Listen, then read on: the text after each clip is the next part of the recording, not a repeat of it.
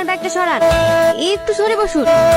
কি সমস্যা আপনার? আমার দিকে এভাবে ভ্যালভ্যাল করে তাকাচ্ছেন কেন? মেয়ে দেখলে চোখ চোখানো উঠে পড়ে নাকি? টিকিট টিকিট টিকিট টিকিট দেখি। এটা তো এই বাসের টিকিট না। এই বাসের টিকিট না? না, তাহলে আপনার বাসটা আমাদের বাসের একটু আগে বেরিয়ে গেছে। এই সিটটা ওনার, উনি দুটো সিটে বুক করেছে। সরি, আমি চলে যাচ্ছি। ইটস ওকে, আপনি চাইলে এখানে বসতে পারেন, আমার কোনো আপত্তি নেই। আপনি যেমনটা ভাবছেন আমি তেমন ছেলে না। কোথায় যাবেন আপনি? মায়াপুর। তাহলে তো ভালোই হলো, একসঙ্গে ট্রাভেল করা যাবে। আমিও ওখানেই যাচ্ছি। মায়াপুরের কোথায় যাচ্ছেন আপনি? জমিদার বাড়ি। জমিদার বাড়ি? কি হলো, জমিদার বাড়ির নাম শুনে হঠাৎ দাঁড়িয়ে গেলেন যে? ভয় পান নাকি? না না, ভয় পাই না। বড় সাহেবকে আমি অনেক শ্রদ্ধা করি। আর তাছাড়া আপনার বাড়ির ছেলে, আপনার পাশে বসে আমি যেতে পারি? আপনি ভুল ভাবছেন, আমি ওই বাড়ির ছেলে না। তাহলে আপনি ওই বাড়িতে কি করতে যাচ্ছেন? আমি একজন ইলেকট্রিশিয়ান। জমিদার বাবু বলছিল ওই গ্রামে নাকি কারেন্টের খুব সমস্যা, তাই জমিদার বাড়ি যাচ্ছি। আর আপনি? আমার ওই গ্রামেই বাড়ি। আমি কলকাতায় পড়াশোনা করি। আমার পড়াশোনার যত খরচ সব জমিদার বাবুই দেয়।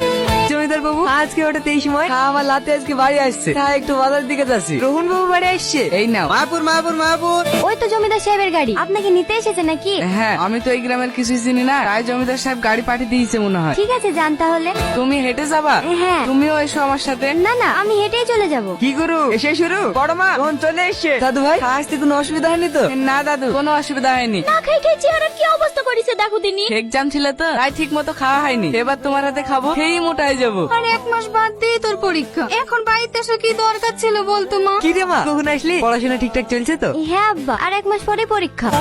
রূপনগরের রাস্তাটা কোন দিকে একটু বলতে পারবে? এদিকে কোনো রূপনগর নাই। রূপ তো আছে। মানে তুমি? সরি, আপনি? আপনি না, তুমি। তুমি বাইক কোথায় পেলে? এখানকার জমিদারে। আপনাদের জমিদার অনেক বড় মনের মানুষ। কালকে আমার অনেক সেবা যত্ন করেছে। আবার আমার কি সৌভাগ্য দেখো, তোমার সঙ্গেও দেখা হয়ে গেল। চলো আমরা কোথাও ঘুরে আসি। আমরা তো একে অপরকে চিনি না, তাই না? চেনা না থাকলেও মনে হচ্ছে আমরা এক অপরকে অনেক আগে থেকেই চিনতাম। তুমি কি আমাকে ইমপ্রেস করার চেষ্টা করছো? তাহলে তুমি বুঝতে পেরেছো আমি তোমাকে ভালোবেসে ফেলেছি, তোমাকে সারা জীবনের জন্য পেতে চাই। সত্যি আমি কখনো এমন অনুভূতি পাইনি। মাঝে মাঝে মনে হয় হাওয়াও মানুষের মনের কথা বুঝতে পারে। আমিও যে বাসে কখন তোমার প্রেমে পড়ে গেছি, কিন্তু ভয় বলতে পারিনি। কেন? তুমি যদি আমাকে পছন্দ না করো সেই কারণে। তোমাদের গ্রামটা আমাকে একটু ঘুরিয়ে দেখাবে না? আজ না, অন্য কোনো একদিন। ঠিক আছে, কাল কিন্তু আমি তোমার জন্য এইখানে এই সময় অপেক্ষা করব, তুমি কিন্তু আসবা। ভেবে দেখবো।